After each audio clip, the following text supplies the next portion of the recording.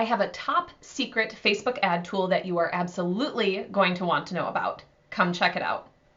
All right, if you go to facebook.com/ads/library, you can actually creep on your competition and see exactly which ads they are running. This is huge.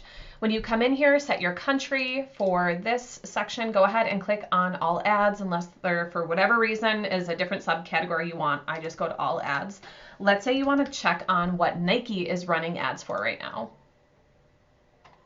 You'll be able to see literally every single ad that they are running and all of the different placements. You can even filter it down further if by chance you want to see what are they running on Instagram or what are they running specifically with video. And it's a great, great tool that you can use to see exactly what they're testing out.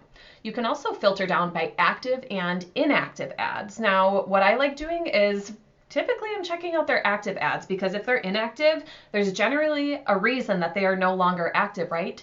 Maybe they didn't work. So have fun, check this out, and go ahead, creep away on your competition.